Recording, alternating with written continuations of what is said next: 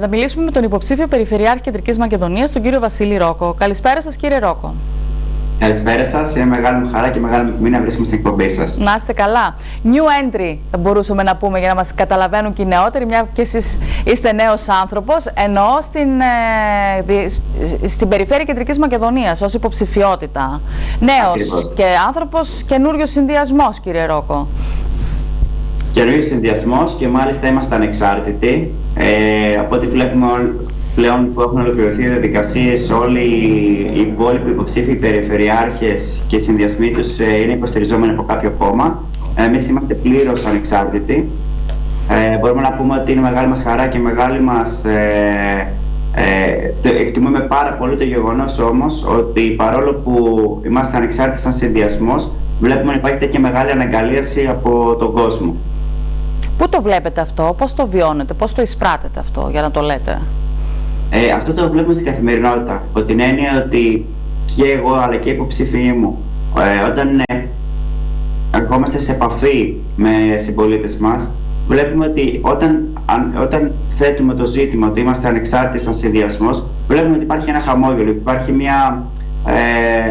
μια χαρά. Δηλαδή οι άνθρωποι οι οποίοι μας υποδέχονται με πάρα πολύ μεγάλη εκτίμηση, εφόσον βλέπουν ότι είμαστε ανεξάρτητοι. Και πραγματικά το πιστεύω ότι στην τοπική αυτοδιοίκηση έτσι θα έπρεπε να είναι. Δεν θα έπρεπε να είμαστε μόνος ανεξάρτητος συνδυασμός, αλλά πιστεύω ότι τα κόμματα είναι για την εθνική πολιτική, δεν είναι για την τοπική αυτοδιοίκηση. Ναι, αυτό είναι νομίζω σωστό. Στην περιφέρεια είναι πιο δύσκολο να γίνει βέβαια. Δεν ξέρω πώς το εισπράτετε εσείς. Στους Δήμους, ιδιαίτερα στις πιο μικρές τοπικές κοινωνίες, ίσως τέλος πάντων τους αφήσουν πιο ελεύθερους τους ανθρώπους, αλλά στην περιφέρεια γενικά οι κομματικοί μηχανισμοί δεν αφήνουν πολύ ελεύθερο το πεδίο για να υπάρξει ανεξαρτησία. Η αλήθεια είναι ότι το βλέπουμε και αυτό, όμως σημασία έχει το τι θα πει ο λαός στο τέλος. Γιατί το τι γίνεται με τα κόμματα το βλέπουμε εδώ και πάρα πολλά χρόνια. Τα ίδια κόμματα τα οποία κατέβαιναν στις προηγούμενες εκλογές και στις πιο προηγούμενες και στις πιο παραπροηγούμενες εκλογές, βλέπουμε ότι δεν έχουν βελτιώσει λοιπόν την καθημερινότητα των συμπολιτών μας. Βλέπουμε ότι η ατζέντα τους είναι μια κλειστή κομματική ατζέντα και όχι με διεύρυνση προς την κοινωνία. Ενώ εμείς αντιθέτως, επειδή είμαστε ανεξάρτητοι και δεν έχουμε κομματικά δεσμά και κομματικούς δεσμούς, βλέπουμε ότι έχουμε τη δυνατότητα να δημιουργήσουμε ένα πρόγραμμα το οποίο είναι προσαρμοσμένο στις πραγματικές ανάγκες των συμπολιτών μας, χωρίς να θέλουμε να προάγουμε κανένα ζήτημα, κανένας κόμματος και καμιάς ιδεολειψίας, θα έλεγα, στο κομμάτι της πολιτικής. Δηλαδή, εμείς αυτό που δηλώνουμε είναι ότι οι έννοιες αριστερά και δεξιά είναι παροχημένες έννοιες οι οποίες ανήκουν στον προηγούμενο αιώνα. Αυτό που δηλώνουμε είναι ότι είμαστε τεχνοκράτες με κοινωνικό και πατριωτικό πρόσημο. Δηλαδή, για να μπορέσουμε να φέρουμε μια πραγματική ανάπτυξη στον τόπο μας, όπως και στον υπέροχο νομό των Σερών, το πρώτο πράγμα που πρέπει να κάνουμε είναι να προάγουμε την επιχειρηματικότητα και τους επαγγελματίες, έτσι ώστε να μπορούμε να έχουμε και εισοδήματα. Αν δεν συμβεί αυτό το πράγμα, είναι δυστυχώς ευρέως γνωστό ότι δεν θα μπορεί να υπάρξει, θα συνεχίσει να υπάρχει ανεργία και δεν μπορεί να υπάρξει πραγματική ανάπτυξη. Το ίδιο πράγμα είναι και πρωτογενής τομέας. Μην ξεχνάμε ότι το πρόγραμμά μας είναι το πιο καλοδομημένο πρόγραμμα που έχει γραφτεί ποτέ, όχι στα πλαίσια της Κεντρικής Μακεδονίας, αλλά στην ιστορία οποιασδήποτε περιφερειακής ενότητας. Και αυτό βέβαια μπορεί να το δει κάποιος συμπολίτης μας στο vasilisrokos.gr και να το κρίνει από μόνος του. Έχουμε ένα πρόγραμμα το οποίο αγγίζει κάθε κοινωνική ομάδα. Έχουμε ένα πρόγραμμα το οποίο αγγίζει κάθε νομό ξεχωριστά. Άλλα προβλήματα έχει λοιπόν ένας άνθρωπος ο οποίος προέρχεται από τις Σέρρες, και άλλα προβλήματα έχει κάποιος ο οποίος προέρχεται από το Κερκής, και άλλα προβλήματα έχει κάποιος και άλλες προκλήσεις που είναι από τη Θεσσαλονίκη. Άρα, για να μπορέσεις να δώσεις λύσεις, δεν πρέπει να έχεις γενικολογίες σε επίπεδο μόνο ιδεολογικού ρεύματος, αλλά πρέπει επί της πράγματος να πεις πώς μπορώ να στηρίξω τον αγρότη των Σερών, πώς μπορώ να στηρίξω τον επαγγελματία ο οποίος μοχθεί καθημερινά απέναντι σε μια Βουλγαρία η οποία έχει πολύ χαμηλότερη φορολογική κλίμακα. Βλέπουμε ότι και οι Σέρρες, όπως και το Κερκής που προανέφερα, είναι περιοχές οι οποίες είναι ακριτικές. Εμείς τι ζητάμε λοιπόν? Ζητάμε σαν περιφερειακή ενότητα, εφόσον εκλεγώ σαν Περιφερειάρχης Κεντρικής Μακεδονίας, θα έχω το δικαίωμα λοιπόν να ζητήσω από την κεντρική πολιτική σκηνή να κηρυχθεί η περιοχή των Σερών ως μια κριτική περιοχή, με τα φορολογικά κίνητρα και με τις φορολογικές ελαφρύνσεις, τις οποίες έχει μια περιοχή η οποία είναι κριτική. Δηλαδή βλέπουμε ότι ο πρωτογενής τομέας αντιμετωπίζει προκλήσεις, ο δευτερογενής τομέας αντιμετωπίζει προκλήσεις. Όταν είσαι δίπλα σου απέναντι στη Βουλγαρία, πώς θα μπορέσει ο επαγγελματίας των Σερών ή της Νέας Ζήχνης να ανταγωνιστεί τη Βουλγαρία η οποία είναι δίπλα? Κοιτάξτε, το νομό Σερών νομίζω σε ένα κομμάτι του, δεν νομίζω όλος, είναι ακριτική περιοχή, τουλάχιστον σε ό,τι αφορά το θέμα του δημοσίου. Για τους δημοσίους υπαλλήλους δηλαδή έχουν τα προνόμια της ακριτικής περιοχής. Ναι, μιλάμε τώρα για τα μόρια τα οποία για τις μοροϊδιωτήσεις. Εμείς τώρα μιλάμε για το κομμάτι της οικονομίας. Δηλαδή, βλέποντας και συζητώντας με επαγγελματίες των Σερών, βλέπουμε ότι αντιμετωπίζουν καθημερινές προκλήσεις, καθημερινά προβλήματα. Όταν ένας επαγγελματίας των Σερών έχει ΦΠΑ 24%, όταν έχει ένα φόρο εισοδήματος πάρα πολύ ψηλό, είναι λογικό τα προϊόντα να καταλήγουν να είναι πολύ πιο ακριβά. Οπότε υπάρχει ένα πάρα πολύ μεγάλο πρόβλημα, το γεγονός ότι σήμερα βλέπουμε πολλούς συμπολίτες μας οι οποίοι μένουν κοντά στη Βουλγαρία, δηλαδή σε αποστάσεις 20 και 40 και 50 χιλιόμετρων, να πηγαίνουν και να κάνουν τα ψώνια τους εκεί. Όχι γιατί είναι άνθρωποι οι οποίοι δεν θέλουν να στηρίξουν την τοπική αγορά, αλλά γιατί πραγματικά τα εισοδήματά τους δεν τους επιτρέπουν να στηρίξουν την τοπική αγορά. Άρα εκεί πέρα, όπως τα νησιά του Αιγαίου έχουν ένα συγκεκριμένο φορολογικό συντελεστή, το ίδιο πράγμα πιστεύω ότι θα πρέπει να γίνει και για τις Σέρρες και όπως και για το Κιλκής, το αναφέρω γιατί είναι στην ίδια κατάσταση. Δηλαδή βλέπουμε. Στη χειρότερη κατάσταση σε όλη την Κεντρική Μακεδονία. Δεν είναι ψέματα αυτό. Έτσι δεν είναι? Οι περιοχές αυτές που είναι ακριτικές έχουν πάρα πολύ σοβαρά προβλήματα και πρέπει να αντιμετωπιστούν. Βέβαια, από την άλλη πλευρά, είμαι πάρα πολύ χαρούμενος για το γεγονός ότι υπάρχουν πάρα πολλοί άνθρωποι στις Σέρρες οι οποίοι κάνουν καινοτομίες. Δηλαδή, πρόσφατα είχα επισκεφτεί το ΤΟΕΒ, όπου έχουν δημιουργήσει ένα πάρα πολύ ωραίο σύστημα καθαρισμού των δοχείων, τα οποία έχουν να κάνουν με την ρύπανση των αγροτικών εκτάσεων, όπου ουσιαστικά υπάρχουν κάποιοι άνθρωποι που προσπαθούν να βρουν εναλλακτικές λύσεις έτσι ώστε να είναι πιο καλή και πιο σωστή η καλλιέργεια των προϊόντων. Κύριε, ήθελα να σας ρωτήσω, συγγνώμη κιόλας που διακόπτω τη ροή σας, αλλά είστε και χυμαρώδης. Λοιπόν, τι δυνατότητες έχει η περιφέρεια πέρα από το να ζητήσει, δηλαδή είστε περιφερειάρχης, να ζητήσετε από την κεντρική εξουσία να αντιμετωπιστούν οι δύο συγκεκριμένοι νομοί της περιφέρειας Κεντρικής Μακεδονίας με διαφορετικό τρόπο, φορολογικά ή οτιδήποτε άλλο? Τι δυνατότητες έχετε να πιέσετε και να το πετύχετε αυτό? Γιατί ο κόσμος μπορεί να πει, ο ψηφοφόρος, ναι, εντάξει, θα το ζητήσεις, κύριε Ρόκο, αν είσαι περιφερειάρχης. Τι πιθανότητες έχεις να το πετύχεις? Με ποιο τρόπο σκοπεύετε να δουλέψετε δηλαδή προς αυτή την κατεύθυνση? Το πρώτο ζήτημα είναι να υπάρχει πολιτική βούληση. Όταν υπάρχει πολιτική βούληση, το 50% της δουλειάς έχει γίνει. Και πρώτα απ' όλα να υπάρχει και η ιδέα αυτή. Άρα, και να ασχοληθεί κάποιος, θέλετε να πείτε. Ακριβώς. Πρώτα απ' όλα πρέπει κάποιος να ασχοληθεί. Όταν βλέπουμε ότι δεν υπάρχει ανασχόληση για τα πιο βασικά ζητήματα, τα οποία είναι για παράδειγμα τα νοσοκομεία, τα οποία από τη μία πλευρά κάποιος ανήκει στην Κεντρική Μακεδονία, ο οποίος είναι Σερραίος, αλλά τα νοσοκομεία είναι στην Ανατολική Μακεδονία. Όταν βλέπουμε ότι οι δρόμοι δεν υπάρχουν σωστές υποδομές έτσι ώστε να μπορούν να γετνιάσουν οι περιοχές, υπάρχουν περιοχές στις Σέρρες, στην ευρύτερο νομό των Σερών, όπου δεν είναι εύκολη προσβασιμότητα. Όταν λοιπόν βλέπουμε ότι τα πιο απλά πράγματα, τα οποία κανονικά θα πρέπει να είναι αυτονόητα, είναι υποβαθμισμένα, πώς θα μπορούσαμε να ζητήσουμε από την κεντρική πολιτική σκηνή, όταν εμείς οι ίδιοι δεν ασχολούμαστε σαν περιφέρεια για την περιφέρειά μας, για τους πολίτες μας, πώς θα μπορούσαμε να έχουμε την απέτηση λοιπόν από την κεντρική πολιτική σκηνή να κάνει κάτι τόσο με το μεγαλειώδες? Έχετε διαπιστώσει δηλαδή έλλειμμα υποδομών από ελλείψεις στο έργο της περιφέρειας? Το θέμα δεν είναι το τι βλέπω μόνο εγώ, το θέμα είναι πώς βιώνει την καθημερινότητά του ένας Σέρρεος, ένας άνθρωπος ο οποίος προέρχεται από τον νόμο των Σερών. Έτσι, γιατί οι Σέρρες δεν είναι μόνο η πόλη των Σερών, είναι η Αμφίπολη, η οποία κάποτε ήταν κιόλας και το στολίδι της προηγούμενης προεκλογικής εκστρατείας της επερχόμενης διοίκησης. Ήταν σαν στολίδι ο Τύμβος Καστά. Βλέπω ότι αυτή τη στιγμή είναι παραμελημένος. Εγώ η αλήθεια είναι ότι ήθελα να κάνω το προεκλογικό μου σποτάκι μπροστά από τον Τύμβο Καστά και αυτή τη στιγμή δεν μου επιτρέπεται γιατί δεν υπάρχει προσβασιμότητα, δεν υπάρχει είσοδος. Βέβαια, εγώ θα προσπαθήσω να το κάνω έξω από τον Τύμβο Καστά γιατί είναι κάτι το οποίο πρέπει να αναδείξουμε. Το θεωρείτε συμβολικό κομμάτι, σημείο της περιφέρειας Κεντρικής Μακεδονίας? Γιατί το σποτάκι δεν θα απευθύνεται στις Σέρρες, θα απευθύνεται στην Κεντρική Μακεδονία. Γιατί δείτε κάτι αντίστοιχο σαν αρχαιολογική ανακάλυψη να γινόταν στα Σκόπια. Ακόμα και σήμερα θα γινόταν ένα λαϊκό προσκύνημα, θα υπήρχαν διαφημιστικές καμπάνιες παντού και βλέπουμε εμείς ότι έχουμε ένα τόσο μεγάλο ζήτημα, το οποίο έχουμε βρει αυτόν τον τάφο, τον οποίο από όσο γνωρίζω δεν τον έχουμε εξερευνήσει πλήρως, τουλάχιστον με βάση τις πληροφορίες που έχω εγώ, μπορεί να κάνω και λάθος. Και βλέπουμε ότι είναι τόσο παραμελημένος. Έχουμε το σπίτι της Αλιστράτης. Πολύ κομβικό. Θα έπρεπε να αναδειχθεί με περισσότερους τρόπους. Ναι, η αλήθεια είναι ότι εκεί ο φορέας κάνει εξαιρετική δουλειά, αλλά μόνοι τους την κάνουν. Εντάξει, βοηθάνε και όλοι οι υπόλοιποι να κάνουν μόνοι τους.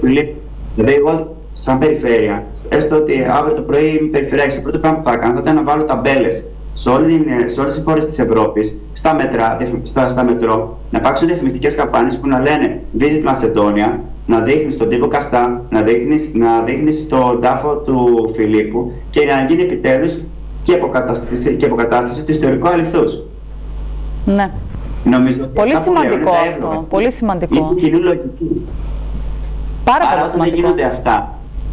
Ακριβώς, όταν δεν γίνονται αυτά στην καθημερινότητά μας, σαν περιφέρεια, πώς έχουμε την απέτηση μετά να διεκδικήσουμε από το κεντρικό κράτος να υπάρξει φορολογική ελάφρυνση, όταν εμείς δεν ασχολούμαστε με τον ίδιο μας τον εαυτό, όταν εμείς δεν προάγουμε τον τουρισμό? Οι Τζέρες είναι μια περιοχή η οποία θα μπορούσε να γίνει νούμερο 1 τουριστικός προορισμός από την πλευρά των Βαλκανίων, δηλαδή από τη Βουλγαρία προς τις Σέρρες. Υπάρχουν τόσα ωραία αξιοθέατα, υπάρχει η λίμνη, υπάρχει, όπως σας είπα πιο πριν, το σπίτι της Αλιστράτης. Υπάρχουν τόσα ωραία πράγματα τα οποία μπορεί κάποιος να επισκεφτεί και δυστυχώς είναι υποβαθμισμένες.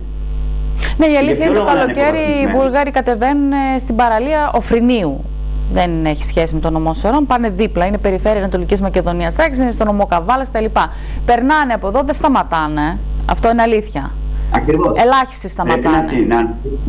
Είναι δυνατόν δηλαδή κάποιος που έρχεται από τη Βουλγαρία να υπάρχουν ταμπέλες διαφημιστικές για ένα ιδιωτικό μαγαζί στη Χαλκιδική και να μην υπάρχει από την περιφέρεια Κεντρικής Μακεδονίας ότι ελάτε, καθίστε στις Σέρρες, γιατί έχουμε και αυτά να σας δείξουμε. Αν δεν το γνωρίζει ο τουρίστας, ο οποίος περνάει στην καθημερινότητα. Και πρέπει να προστατευτούν οι Σέρρες. Πρέπει να προστατευτούν και να σας εξηγήσω γιατί. Γιατί αυτή τη στιγμή η Βουλγαρία δεν είναι στην Σέγγελ. Δηλαδή για να περάσει τα σύνορα πρέπει να περιμένει σε μία ώρα. Αύριο μεθαύριο, όταν θα μπουν στη Σέγγελ και θα υπάρχει γρήγορη προσβασιμότητα και θα περνάει κάποιος όπως περνάει, ας πούμε, από τις Σέρρες για την Αλιστράτη χωρίς να σταματάει, αντιλαμβάνεστε τι σημαίνει αυτό το πράγμα. Ένα άλλο ζήτημα είναι μετά τα διόδια. Από πού και πού υπάρχουν τα διόδια στο δρόμο των Σερών? Για ποιο λόγο κάποιος από τη Θεσσαλονίκη όταν θέλει να πάει στις Σέρρες να πληρώνει διόδια? Καλά, είναι θέμα εγνατείας. Είναι νόμιμα, είναι καταχρηστικά. Αυτό είναι μια ρητορική ερώτηση. Έχετε δηλαδή, εσείς έχετε στο μυαλό σας, δεν ξέρω αν το ψάχνετε, αν έχετε καταλήξει κάπου να κάνετε κάτι και για τα διόδια?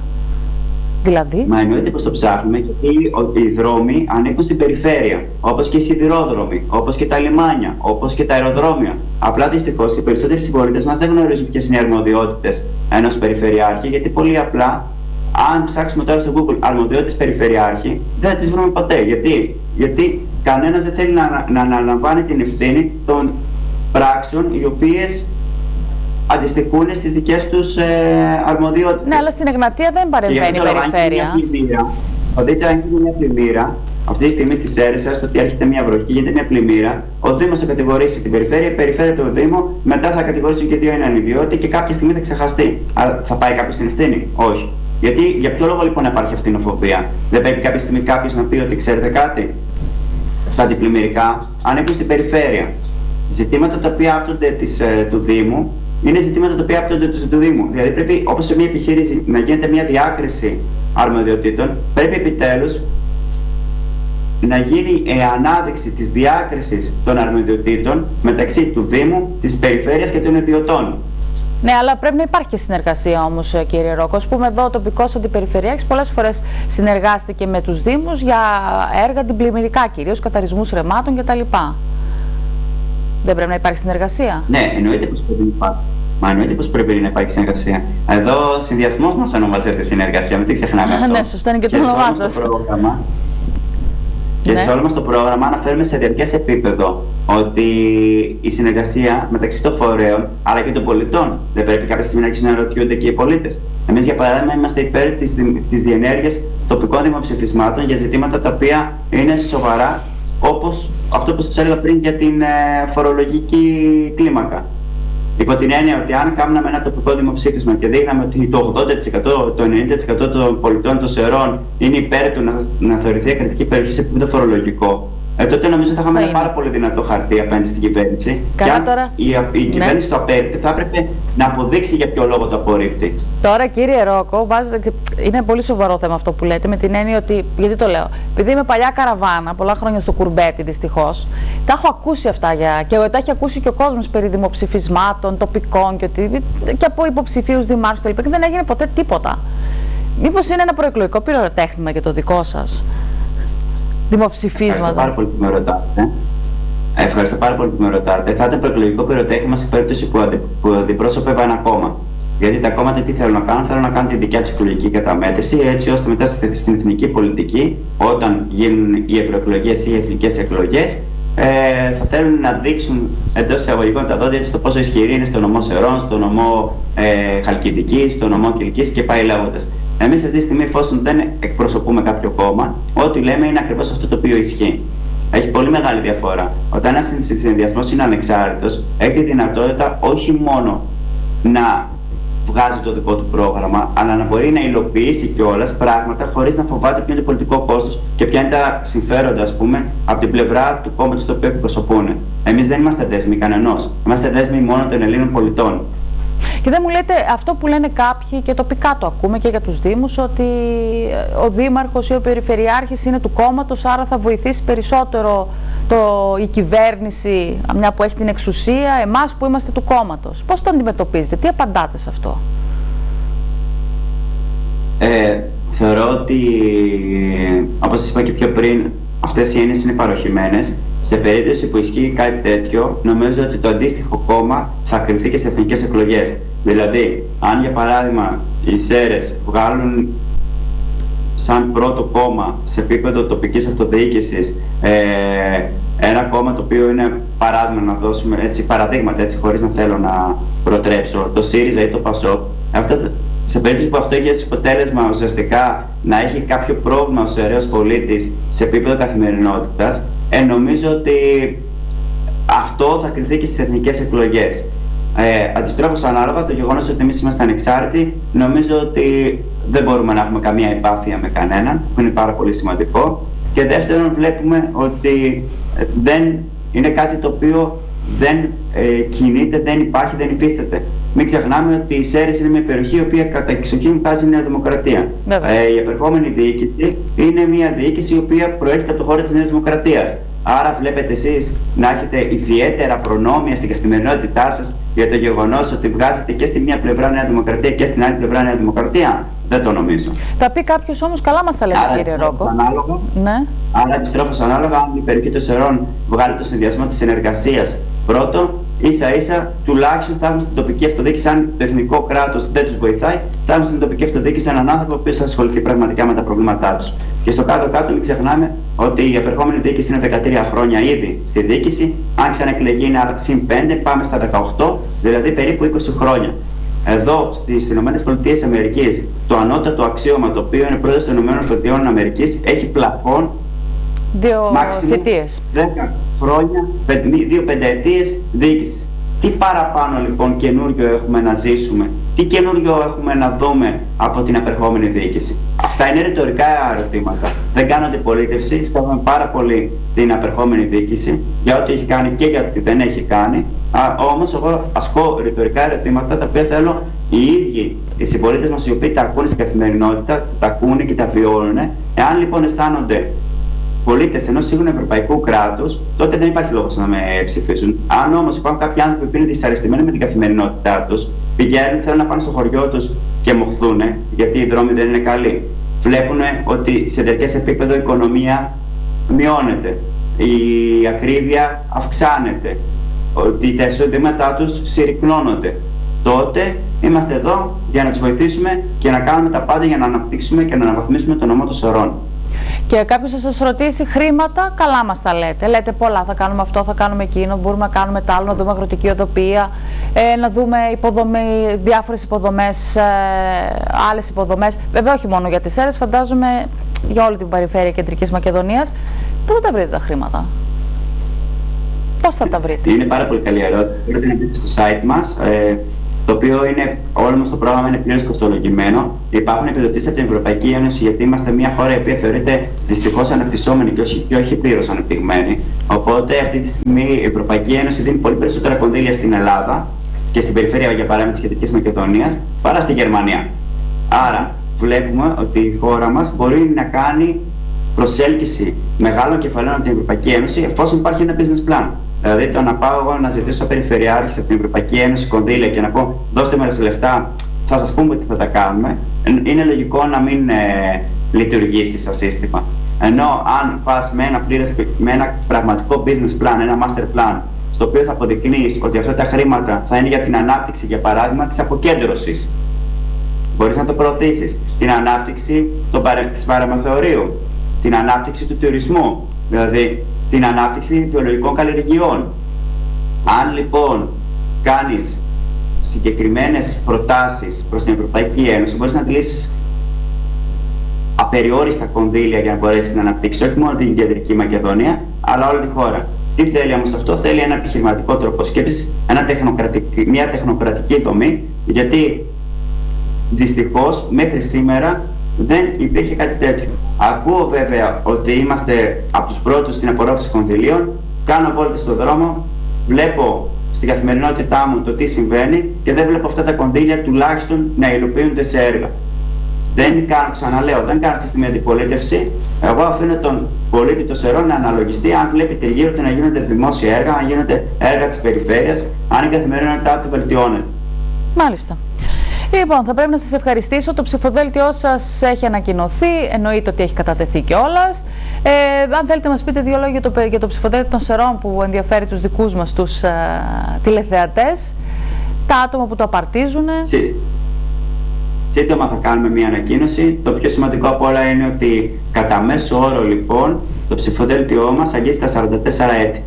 Δηλαδή δεν είναι μόνο ότι εγώ είμαι πιο νέος, από τους πιο νέους ως υποψήφιος περιφερειάρχης σε όλη την Ελλάδα, αλλά είναι ότι οι υποψήφοι μας έχουν μέσο όρο ηλικία 44 έτη. Βλέπουμε πολλούς ανθρώπους οι οποίοι έρχονται για πρώτη φορά στην πολιτική σκηνή. Είναι πολύ λίγοι αυτοί οι οποίοι έχουν ξανασχοληθεί με τα κοινά και νιώθω πάρα πολύ περήφανος για το επίτευγμα, γιατί το μεγαλύτερο επίτευγμα δεν είναι μόνο να κερδίσουμε τις εκλογές που θα πάμε στη Δεύτερη Κυριακή, αλλά το μεγαλύτερο επίτευγμά μας είναι το γεγονός ότι έχουμε ξεσηκώσει τους νέους. Βλέπουμε νέους ανθρώπους οι οποίοι πολλοί από αυτούς δεν έχουν ξανασχοληθεί με τα κοινά, πρώτη φορά να ασχολούνται με τα κοινά γιατί πραγματικά έχουν επιβδίσει και βλέπουν ότι υπάρχει μια ελπίδα. Μια ελπίδα η οποία είναι μια ελπίδα για να αλλάξει η κατάσταση.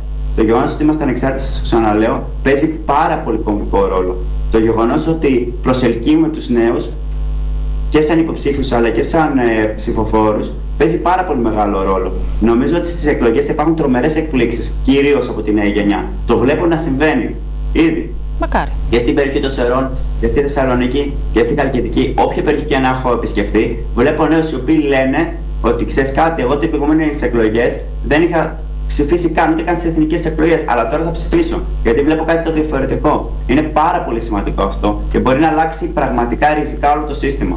Το μακάρι το δικό μου πηγαίνει στο να ενεργοποιηθούν οι νέοι με οποιονδήποτε τρόπο, να ξεκουνηθούν, να πάρουν μέρος πρώτα-πρώτα να ψηφίσουν και από εκεί και πέρα να συμμετέχουν στα κοινά, γιατί είναι το μέλλον του τόπου. Να σας ευχαριστήσω πολύ, κύριε Ρόκο. Ακριβώς. Να είστε καλά, σας ευχαριστώ πολύ. Καλή δύναμη σας εύχομαι.